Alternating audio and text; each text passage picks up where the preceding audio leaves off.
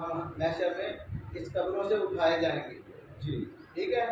तो जब हमारा ये अदल निज़ाम कायम होगा, हिसाब किताब का दिन शुरू हो जाएगा, तो फिर ये हमारी कौन सी ज़िंदगी शुरू हो गई? चौथी। अब जिन लोगों ने यहाँ पर, ये हमारा इम्तिहान है ना, हम अच्छा इम्तिहान देंगे तो अच्छा, बुरा करेंगे तो बुरा नतीजा।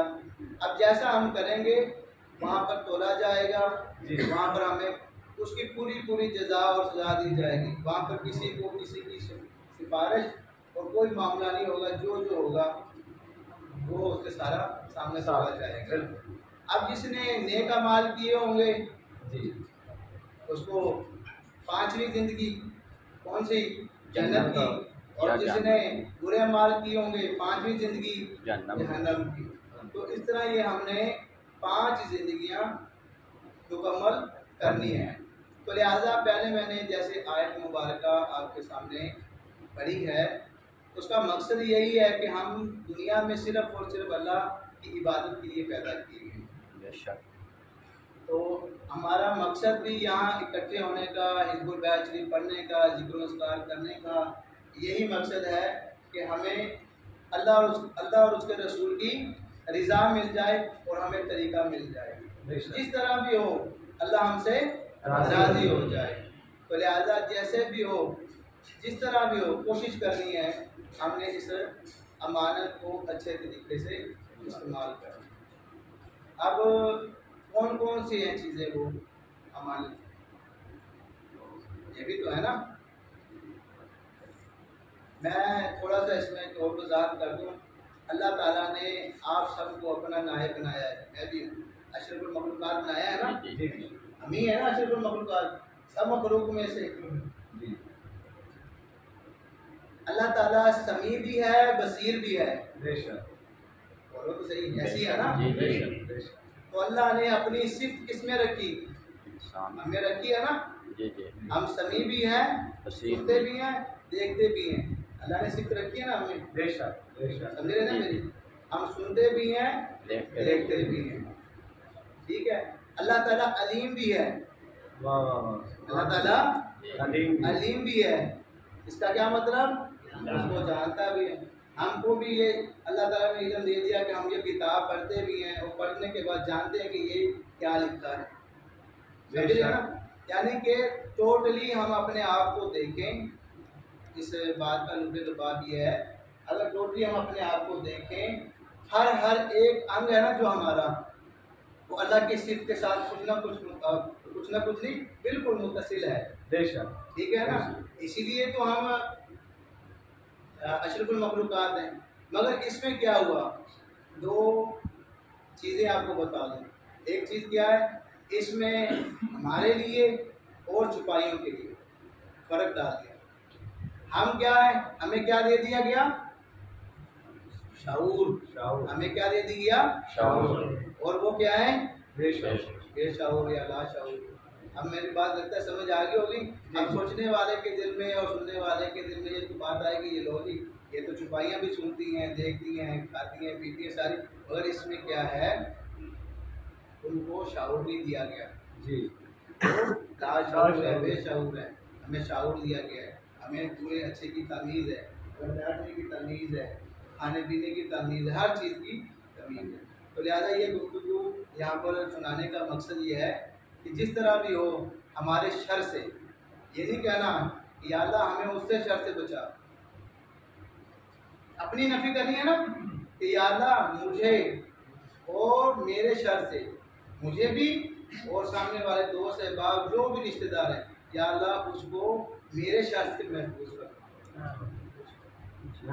हर आदमी को अपने से अफजल जानना है, किसी को भी बुरा नहीं जानना, किसी को हकीर नहीं जानना, किसी को भी ये नहीं समझना ऐसे क्या पता, हो सकता है तेरे रात भर पढ़ने से बेहतर हो, शायद उसका कोई एक अमल ऐसा हो तो वो मुकर्रब हो। एक बंदा 100 साल इबादत करता रहा, सजदे में भी मौत आई, हदीस मुबारक का मफहूम सुना रहा हूँ, और जब उठाया गया तो अल्लाह ने फरमाया कि जा मेरे फजल से इसको जन्नत में फरिश्ता ले जाओ। बनी इस्राइल का वाक़या सुना रहा हूँ अब। उसने कहा या अल्लाह मैंने तेरी 100 साल इबादत की है, मुझे इसका सिला चाहिए, मुझे तो पता चले ना। तो अल्लाह पाक ने फरमाया ठीक है, हिसाब चाहते हो? जी। अल्लाह ने फरमाया चल भी ठीक है, आँख पर हिसाब करो। उसकी सारी नेकियां थी ना जो, उसकी एक आँख में पूरी हो। जब अल्लाह ने हुक्म दिया भी ले जाओ भाई जहन्नम में से, हम जब वो उसको घसीट कर लेकर जा रहे थे, बस उसने क्या देखा? नदामत। नदामत के बाद क्या हुआ? मोहब्बत से अल्लाह की तरफ देखा, अल्लाह की तरफ मोहब्बत से देखा। अल्लाह ने फरमाया रुको रुको रुको रिश्तों रुको। क्या कहता है बंदा मेरा? बोलो या अल्लाह अपने फजल से, अपने फजल से मुझे जन्नत दे। पहले कहा कि यार मैंने इतनी इबादत की, तो अब ये क्या कह रहे हैं आप मेरे फजल से चले जाओ? अब क्या है? अब क्या कह रहा है? अल्लाह अपने फजल से भेज दे। तो लिहाजा जितने भी हम लोग जिक्र अस्कार कर रहे हैं, हिज़्बुल बयान पढ़ते हैं, तिलावत कुरान करते हैं, जिक्र अस्कार करते हैं, नमाज़ें पढ़ते हैं, यकीन जाने कभी भी इस पर ईमान नहीं करना, कभी भी इस पर इतराना नहीं है। असल पैगाम देने का मकसद ये बात करने का ये है कि किसी भी चीज़ के इतराना नहीं है, अपनी इबादत पर नाज नहीं करना, बस हर वक्त लड़ते रहना है कि या अल्लाह बस तू राज़ी हो जाए, तेरे फजल से ये भी हो रहा है और तेरे फजल से चंदो भी हो जाए। तो कोशिश करनी है हमारी आंखों से कोई बुरा मामला ना हो, बुरा ना देखें, बुरा ना करें। किसी दोस्त, ये मैं जैसे भाई साहब से बात कर रहा हूँ तो साथ दूसरा दोस्त बैठा है, जैसे गाली नवाब साहब बैठे हैं, मैं इशारा करूँ, देखो ना आंखों से इशारा किया, देखो कैसे कर रहे हैं, ये भी गुनाह है। फिल्म ड्रामे से अलावा तंज़िया इशारा करना ये भी एक गुनाह है। दिल आज़ारी करना ये भी गुनाह है। हाथों से किसी का हमसे नुकसान ना हो, पाँव से किसी का नुकसान ना हो, जुबान से किसी का नुकसान ना हो, कानों से किसी की गीबत चुगली सुनकर किसी की बदगुमानी दिल में ना आए। समझ रहे ना मेरी बात? ऐसा समझे सब मुझसे अच्छे हैं, या जैसा वो कर रहा है मुझसे अच्छे हैं, या अल्लाह तू मुझे बख्श दे, मुझ पर रहम कर। बस अपनी हर दफ़ा नफी करनी है, यही दुनिया और आखिरत में हमारे लिए बेहतर होगा।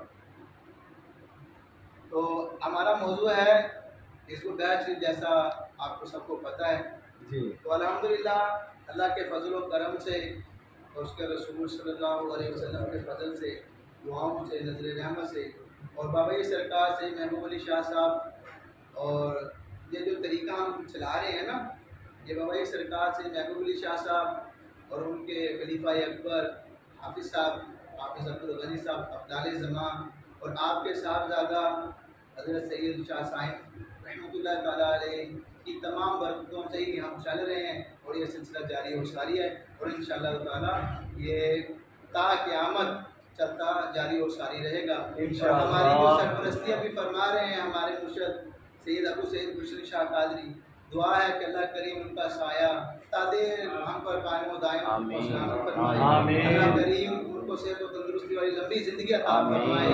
अल्लाह करीम हम उनसे ज़्यादा से ज़्यादा दुनियावी, दीनी और उखरवी तमाम मालूम, ज़्यादा से ज़्यादा तमाम दुनियावी और उखरवी बरकतें हासिल करने की तौफीक अता फरमाए। तो जैसा कि आप सबको पता है कि हमने कल हिज़्बुल बैच शरीफ के मौजू पर 2 अमाल की बजाय 4 अमाल किए हैं, सदका भी आ गया उसमें और 2 चीज़ें और भी शामिल हो गई थी। तो लिहाजा आज हमारा जो टॉपिक है हिज़्बुल बैच शरीफ के नक्श का, कि आप सबको जो है ना हिज़्बुल बैच शरीफ का नक्श दिया जाए, जो आप हर बीमारी में, हर जादू में, हर जगह पर जो है ना उसको को इस्तेमाल कर लें। नक्श मेरे पास मौजूद है, वो एक चीज़ चार लाना भूल गया, तो आज थोड़ी देर बाद यहाँ पर जो ना बड़ा सारा लिख देंगे कि आप सब लोग उसको अपनी कापियों पर या तस्वीर के ज़रिए अपने पास महफूज कर लेंगे। नक्श जो है इस्तेमाल करने का तरीका ये है, अगर हमने पीने के लिए देना है, जादू जिन्नात के लिए देना है, तो उसी तरीके से हम लिखेंगे पहले फलां बिन फलां, ठीक है, फलां बिन फलां, नीचे जो मकसद है वो लिखेंगे। अगर जादू का मसला है उस पर, तो फिर हमने 4 लफ्ज़ लाजमी लिखने हैं। यार मैं बार बार आपको रिपीट करवा भी रहा हूँ, पहले कल भी कहा है, बार बार अभी भी करा, किया कराया, ठीक है, किया कराया, नूरी नारी, सिफली अलवी, ठीक है, समझे ना, काला काला जादू, ये लिखने के बाद आगे लिख देना खत्म शुद्ध, खत्म शुद्ध, खत्म शुद्ध, ये पीने के लिए दे दिया। इसी तरह ये तरतीब सारी लिखेंगे। ख़त्म शुरू से पहले अगर गले का लिखना है तो क्या लिखना है कि आगे या अल्लाह इसकी हिफाजत फरमा, इसकी हिफाजत फरमा हर बीमारी से, हर नजरे बद से, हर जादू जिन्नात से। ये हो गया तरीका हमारा पीने का और गले में पहनने का। अब जिन लोगों को खिलाया जाता है, ठीक है, किसी को पिला दिया गया, खिला दिया गया, अब उसके लिए क्या करेंगे, इसी तरह नक्शा हम बनाएंगे, बनाने के बाद उसको गर्म दूध में पिलाएंगे। ये याद रखना है, जिसको पिलाया पिलाया जाता है, आप जब हिसाब किताब करेंगे आपको सबको पता चल जाएगा। तो उसमें क्या करेंगे, हम इसको तावीज़ को लिखकर गरम गरम दूध में रात को पिलाना है, चाहे गर्मी हो चाहे सर्दी हो। इसके अलामत ये जाहिर होगी ख़त्म होने की, उसको या तो फ़ौरन क्या आ जाएगी, यानी कि उल्टी आ जाएगी, या इतना तेज़ उसको पसीना आएगा ना, वो सारा का जो भी अंदर का मवाद जो भी होगा वो इंशाअल्लाह ताला पसीने के ज़रिए खारिज हो जाएगा, वो सारी कुव्वतें ज़ाहिर हो जाएंगी। और इसी तरह अगर हमने किसी की सुलह के लिए तावीज़ लिखना है, अच्छा आज एक और बात आपको मज़ीद बता दूँ जिसमें बहुत सारी गलती होती है। अगर हमने मियाँ बीवी की मोहब्बत के लिए तावीज़ लिख रहे हैं, ठीक है, या भाई भाई आपस में लड़ गए हैं, या बाप बेटे में आपस में इख्तिलाफ हो गया है, उन्होंने मोहब्बत डालनी है, तो अक्सर औक़ात लोग क्या करते हैं, मिसाल के तौर पर शुजात भाई मेरे पास आए हैं, वो कह रहे हैं कि सूफी साहब मेरा और मिसाल दे रहा हूँ, मेरा और मेरी बीवी में झगड़ा हो गया है, तो मैं चाहता हूँ कि हमें सुलह हो जाए। क्या हो जाए? सुलह हो जाए। सुलह हो जाए, हमारे घर में अमन हो जाए, सुकून हो जाए। अब ये जो चीज़ें हमने लिखना है फलां बिन फलां, ये दीगर चीज़ें लिखनी है, इसमें सबसे बड़ी हम जो गलती करते हैं अक्सर आमली बहुत सारे, और सबसे पहले जो शायर आया हुआ था ना आपके पास, उसका नाम भी देते हैं, यानी कि आलूब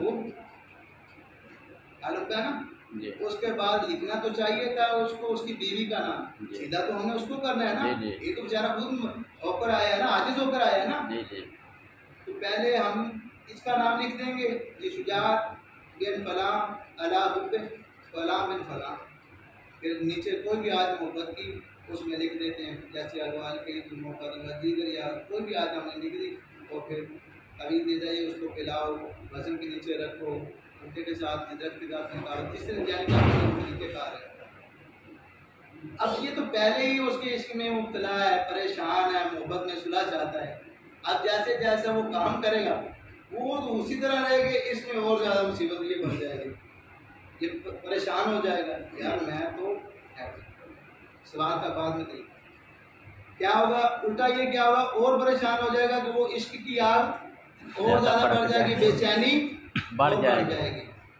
अब क्या करना चाहिए, तो पूछ गया अगर तरीका असल क्या है, जिस बंदे को सीधा करना है, जिस भाई को सीधा करना है, जिसने सुलह करानी है, पूछना है, जो आपके पास आ गया ना, एक बात याद रखिए, जो आपके पास आ गया ना, वो सारी चीज़ें भूल कर ही आया है ना, समझ रहे ना मेरी बात, वो चीज़ें भूल कर ही आया, तो लिहाजा हमने पहले उसका नाम लिखना है जो इनसे लड़ाई कर, जैसे पहले शुजात की जो बीवी का नाम है, मिसाल है, जो इनके साथ इनकी इत्तेफाक नहीं हो रहा जोजा का, पहले इनकी जोजा का नाम पहले लिखेंगे, अलहुब जोजा का नाम, फिर उनकी बिन, फिर वादा का नाम, फिर अलाहुबे, फिर इनका नाम, फिर इनकी वादा का नाम, फिर अल्लाह के से दुआ करेंगे, या अल्लाह इन दोनों में आपस में मोहब्बत डाल दे, शदीद मोहब्बत डाल दे, और फिर नीचे कोई भी आयत मोहब्बत वाली मार्कर से लिख दे वहाँ पे से साने वो भी लिख दे, ये हमने उसमें लिख दी, पीने के लिए दे दें, वजन के नीचे के लिए दे दें, और हवा में लटकाने के लिए दे दें, और एक कोशिश करें उसको जो है ना आग में, या जैसे आजकल हर घर में फ्रिज मौजूद है, उसका जो कंप्रेसर होता है वो गर्म हो जाता है, उसमें किसी भी तरीके से जिसका कर देते हैं, गैस ये सारे अनासर इसमें आ जाते हैं, पानी भी आ गया, हवा भी आ गई, मिट्टी भी आई, वजन, तो हम सारे अंशों से उसको काबू में कर लें, और किसी भी अंसर से भाग नहीं सके, लिहाजा वो जो है ना सीधा इनके पास आ जाएंगे और इनके आपस में शुरू हो जाएंगे। इसी तरह बाप बेटे में, इसी तरह क्लास के गिर्द में इसी तरह जहाँ भी आप चाहेंगे ये काम आपका हो जाएगा। अब सवाल करें, आप सवाल करें। जी सर, आपने पहला लफ्ज़ बोला है थोड़ा अलहुब, सोचिए। आपने बोला है अलहुब, अलहुब का मतलब तालिब है। मैं आपके पास आया हूँ जी तो मैंने तावीज़ के शुरू में आपने मेरा नाम लिख दिया अलहुब। जी अब मुझे अपनी बीवी को बुलाना है जी तो उसका अलहुब लिखा जाएगा। मैं बताता हूँ। देखें, हमने मोहब्बत किसके दिल में डालनी है? अगले के अले की। तो अब हो गए, हम जो बोलेंगे उसके दिल में मोहब्बत हो, पैदा हो, किसके लिए? अल्लाह हो। ऊपर किसके? अल्लाह का मतलब क्या है? पर ऊपर है ना, किसके दिल में? उसके दिल में। वो फिर तो चल जाए, ठीक है। साहब मेरा सवाल ये है कि आजकल ये मसला ज़्यादा आम है कि दूसरों की ज़मीनों पर जो है ना कब्ज़ा वगैरह हो जाता है। ये तो कब्ज़ा छुड़ाने के लिए क्या किया? बाद दफ़ा कोई नकार वगैरह में नहीं देते जी पैसे ले लेते हैं, बाद निकाल लेते जी, इसके लिए ये होगा, ज़मीन का रेट ज़्यादा हो जाता है ना, मालिक जो है वो बेईमान हो जाता है। इसके लिए ये होगा कि हमने रात को वक्त किसी भी वक्त अगर सही मायनों में तो हम साथ देखेंगे मरीज की साथ हो, ठीक है। जल्दी तेज हमने फ़ायदा लेना है उस साथ में हम ले मरीज की साथ हो, उसमें हमने क्या करना है, इसमें बैच नहीं पढ़नी है, ठीक है। और जब हम आगे लफ्ज़ शाहतिल वजूद पर, कहाँ पर आ गई? तो हमने यहाँ पर रुक जाना है और रुकने के बाद उस बंदे का तसव्वुर करना है कि वो हमारे सामने बैठा है, ठीक है। और हमने 313 बार बोलेंगे क्या? शाहतिल वजूद, शाहतिल वजूद, शाहतिल वजूद। और साथ साथ में दिल में अल्लाह से ये दुआ करेंगे, या अल्लाह इसको नरम कर दे, ठीक है, इसको झुका देना जिसमें ये बेईमान हो गया, अकड़ गया, ठीक है। तो ये पढ़ते रहेंगे। जब हमारा 313 का अदद पूरा होगा फिर हमने हाथ की हथेली को फूंक मारेंगे और फिर हम 3 दफ़ा ज़मीन पर दो, ठीक है, 3 दफ़ा हम दस्तक देंगे, ठीक है, तमाचे लगाएंगे जी। उस वक़्त क्या सोचेंगे कि हम ये ज़मीन पर नहीं मारे, हम उस बंदे के सर पर मार रहे हैं, क्या? उसके सर पर मारे और दिल में ये ख्याल हो कि या अल्लाह तू ही हिदायत देने वाला है, इसको हिदायत अता करना और हमारे लिए नरम कर दे इसको। और जब हमने ये कर लिया, अब शाहतिल वजूद से हम रुके थे, अब आगे से हमने मुकम्मल कर दिया, वहानतिल वजूद से मुकम्मल इसमें दर्ज कर देना और फिर उसके बाद दुआ करनी है इंशाअल्लाह ताला। ये तकरीबन 21 दिन करना चाहिए, वैसे तो बुजुर्ग फरमाते 21 दिन में ये सारा मसला ये है कि वो शाहत वाला जो है ना वो फायदे जो सवाल किया शाह साहब ने, अगर बात मर गया तो पीछे तो उसको कोई फायदा नहीं, हम मारने के लिए से नहीं कर रहे ना, शाहत वजूद से वो फौत हो गया, इनको तो कोई चीज़ इनको पीछे मिली जाएगा। पहली बात तो आपसे ये अर्ज कर दूँ, हमने मारने के लिए तो कर ही नहीं रहे ना, हम मारने के लिए नहीं कर रहे। मेरी अल्लाह बात सुनी नहीं, हमने ये बात की कि या अल्लाह शाहतिल वजूद और इस्तिग़फ़ार फर्क है, या अल्लाह इसके दिल को नरम कर दे, इसके दिल को नरम कर दे और जो हमारा मकसद है वो हासिल हो।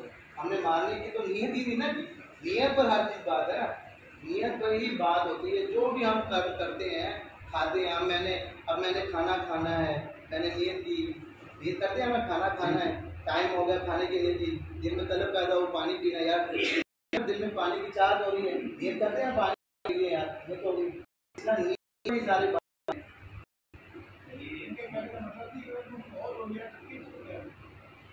नहीं, मतलब वो की वजह से कह रहे हैं ना, बात सुने इशफाक भाई सवाल सुनिए बस, बात नहीं। जी जी, अजय साहब ने पूछा है कि अपना और अपनी फैमिली का हिसार करने का तरीका क्या है। अपना और फैमिली का हिसार करने का तरीका क्या है? उसका ये तरीका है कि सुबह फजर की नमाज के बाद जब हम मस्जिद में हों, घर में हों, घर से बाहर लाहौर हो, कराची हो, दुनिया के कोई किसी भी कोने में हो, तो हमने हिज़्बुल बयान शरीफ पढ़ने हैं ना, जब हम हिज़्बुल बयान शरीफ पढ़ने के लिए बैठेंगे, अपनी मदामत के अलावा याद रखिएगा, अपनी डेली की जो रूटीन है 3, 5, 7, 9, 11, 15 या एक बार अपनी मदामत के अलावा मज़ीद एक दफ़ा पढ़ेंगे। इस नीयत से जब बैठेंगे तो नीयत करेंगे कि या अल्लाह मैं अपनी बीवी का, अपनी वालदा का, अपने वालिद का, अपने बच्चों का, अपने खेतों का, अपने घर का, अपनी दुकान का और दीगर जितने भी, या अगर कोई शायक है अपने मुरीदों का, उस्ताद है अपने शागिर्दों का, अपने मदारिस का, बैठेगा तो जैसे ही पढ़ना शुरू करे ये नियत करे अल्लाह के हजूर ये अर्ज पेश करे तो हिज़्बुल बयान शरीफ पढ़ना शुरू करेगा। जैसे ही हिज़्बुल बयान शरीफ पढ़ना शुरू करेगा तो सोचे कि आपके मुंह से जो अल्फाज निकल रहे हैं ना, ये नूर की शक्ल इख्तियार कर ली। ठीक है, तसव्वुर करना है, आंखें बंद कर लेनी है, हिलना नहीं है किसी भी, बस बिल्कुल एक ही हालत में, सत्य की हालत में सुकून से बैठे रहें। जैसे वो निकले ऐसे समझे कि नूर का दायरा है, सारे जितने भी मेरे बच्चे हैं, जितने भी जो आपने सोचा, कारोबार, दुकान, घर, बच्चे, जो वो अपने आप को भी हिस्सा लेने के बाद उसके अंदर मिला देना, यानी एक सिरे से दूसरे सिरे से मिला देना। जब मिलाना आपका मिलना होगा उस वक़्त आप कई हिज़्बुल बयान उस वक़्त मुकम्मल हो जाए। समझिए मेरी बात, शुरू किया तो करने के बाद जब दूसरे सिरे से हम मिलेंगे उस वक़्त हमारी हिज़्बुल बयान क्या हो, मुकम्मल हो जाए। आपने बिल्कुल तसव्वुर करना है कि नूर का दायरा बन गया है और दायरे में हम सब आ चुके हैं, अल्लाह की अमान में और उसके ही हिफाजत में हम आ चुके हैं। तो इससे ये होगा कि आप मगरिब तक इशारा करेगा, क्योंकि आपको पता है कि इस्लामी तरीके के मुताबिक मगरिब के बाद नया दिन शुरू हो जाता है, कि एक दफ़ा आप मगरिब के बाद करेंगे, ये 2 इशारा आप लाजमी करेंगे। इसमें ना तो किसी किस्म के मामूलात जो है आपको डिस्टर्ब होंगे, यानी कि आपने अपनी मदामत जो पढ़नी है वो अलहदा होगी और इशार की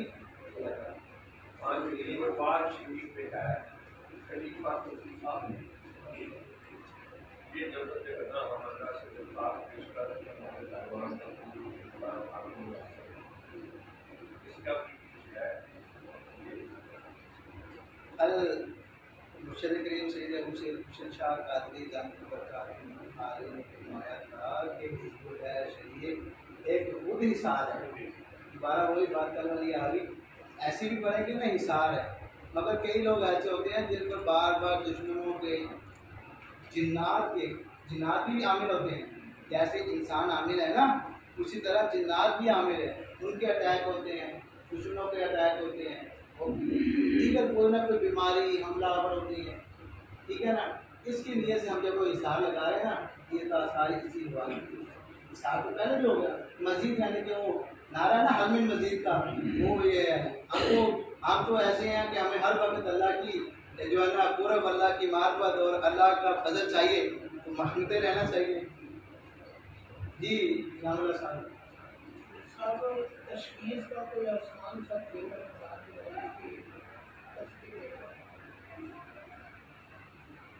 तस्बीह के अलावा तशकील का तरीका दूर में होता है। चले जैसे आप है ना, आपके लिए मैं एक जो है ना एक तरकीब और बताऊंगा, मगर अभी तक तस्बीह वाला जो है ना तरीका सबके लिए यही बेहतर है। आपको जो मैं एक अलग से एक चीज़ बता दूँगा।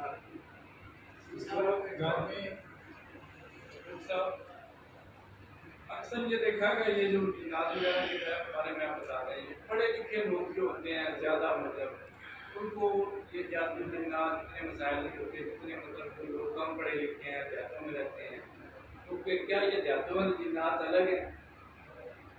ये क्या मसला, या लोगों को वहम ज़्यादा है इसमें, बिला वजह मतलब बदगुमानियाँ आ जाती, कुछ बात है बिला वजह जिनसी बढ़ गया होता, मुझे भी बोलिए।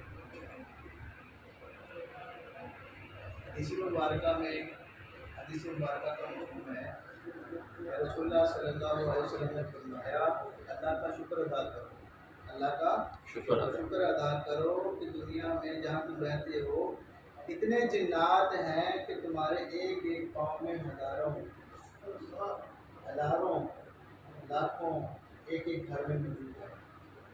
समझे मेरे? कि अल्लाह की तरफ से हमारी आंखों में पर्दा है कि हमें आलम मलकूत, आलम मलकूत है ना, जहाँ फरिश्ते नज़र आ जाएँ, जिन्नात नज़र आ जाएँ, इससे हम बचे हुए हैं। औलिया अल्लाह को तो सब नज़र आता है ना, मगर ये चीज़ है देहात के हों शहर के हों, जिन्नात होते हैं, मगर इसमें ये होता है कि हर जैसे हम कितने लोग बैठे हैं, सबका मिजाज अलग रहता है। कोई अच्छा है तो बहुत ही अच्छा है, कोई बुरा है तो बहुत ही बुरा है, समझे नहीं?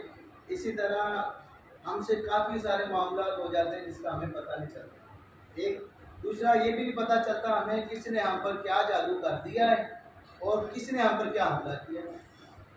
और एक बात आपकी कि ज़्यादा पढ़े लिखे लोग, तकरीबन 20 साल हो गए, 20 साल का अर्सा मुझे अब इसमें फील्ड में मुकम्मल हो चुका है। जितने ज़्यादा मैंने पढ़े लिखे लोग इसमें मुलव्वस देखे है ना, देहात वाले कम ही देखे। पढ़े लिखे बंदे को अब कब्रिस्तान रात को भेजो कोई नहीं जाएगा, देहात वाला फ़ौरन चला जाएगा। मगर बात ये है कि हर बंदे का मिजाज रहता रहता है, किसी पर जल्दी असर हो जाता है और किसी को असर नहीं होता। इसके भी क्या दो पहलू हैं। इसी पर मैंने पहले भी यही बात की है, तवक्कल है ना, अल्लाह पर जितना हमारा तवक्कल ज़्यादा मजबूत होता जाएगा, ये शयातीन जिन्नात हमसे उतने ही दूर होते हैं।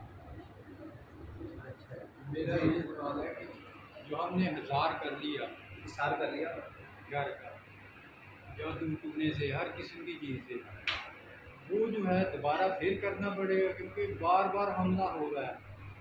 हमारा एक आदमी है, कोई भी है, वो हमको करता रहता है। हमने हज़ारों लोगों से इलाज करवाया, लेकिन दोबारा फिर हो जाता है, दोबारा फिर हो जाता है। इसका कोई सार ऐसा हो कि दोबारा हो। सबसे पहले तो आपको ये ज़रूरी बात बता दूँ, हम अल्लाह पर यकीन मुकम्मल कर लें, हमारा तकवा जो है ना ये मजबूत होना चाहिए। ठीक है, आज से हम ये नियत करते हैं कि हमारा जो तकवा यकीन भरोसा ईमान है हमारा अल्लाह पर है, अल्लाह हर वक्त हमारे साथ। ठीक है, और हिंदू शरीफ हमने जो पढ़ी है ना, ये सोच कर पढ़ लिया ना, हमने हिसाब सुबह लगा लिया ना कि अब कोई भी करेगा ना वो भरेगा। हिसाब कभी भी टूटता नहीं है, हिंदू शरीफ का याद रखिएगा। और कोई भी कुछ भी कर ले आप पर असर नहीं होगा, ये हमारा ईमान होना चाहिए। क्योंकि जो हम ये पढ़ रहे हैं ना, अल्लाह का कलाम है ना, तो ये हिसाब टूटेगा नहीं और कोई वार करेगा आप पर वार भी नहीं होगा। इसी तरह हमने मगरिब टाइम करना, 2 टाइम हिसाब जरूर करने चाहिए, एक ही करने हैं, फजर के बाद और मगरिब के बाद। आगे भी करते हैं, हमेशा करेंगे ना, हमेशा हमेशा करेंगे। हिज़्बुल बैत शरीफ जो तरीका बताया ना इशार का, शुरू फजर के बाद भी करेंगे और मगरिब के बाद भी करेंगे। उस दौरान हमने किसी से बात नहीं करनी, किसी की तरफ नहीं देखना, आंखें बंद करके सब्र करके अच्छे तरीके से बैठ करेंगे।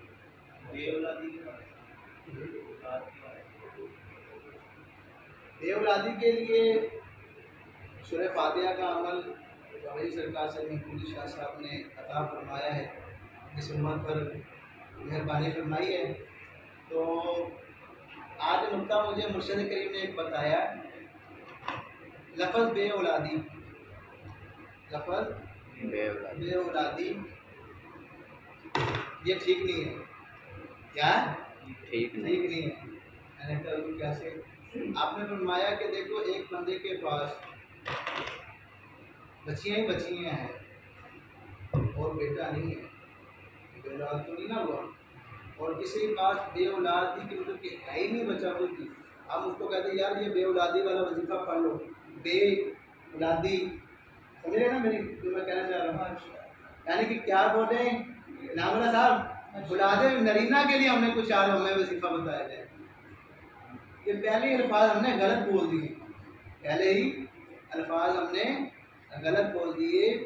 क्या कहना चाहिए कि औलादे नरीना के लिए कोई वजीफा बताया जाए।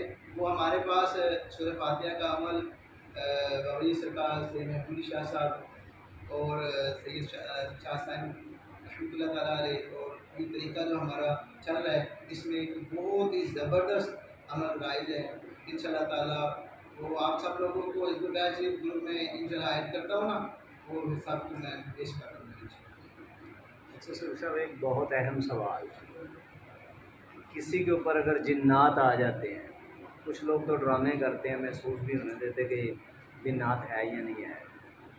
जिन्नात की तशख़ीस मरीज़ के ऊपर कैसे आसान? जो मैंने एक्टिंग तो सारी कर लेता है मरीज़। जो मैंने आपको बताया ना तशख़ीस करने का तरीका, आपको फ़ौरन पता चल जाएगा उससे कि इस पर जादू है, इस पर जिन्नात का कोई मसला है या मकर कर रहा है। जब आप सुने तो सही, आप बात से सुन ले यार। जब हम पूछेंगे ना तरीका, जब उस पर जो कुछ भी होगा ना वो माँ के तरीके में बताता जाएगा, और जो नहीं होगा माँ के तरीके बताएगा। उसमें हमने क्या करना है, ये बात एक है, हमने मरीज़ को और मरीज़ के घर वालों को कुछ नहीं बताना।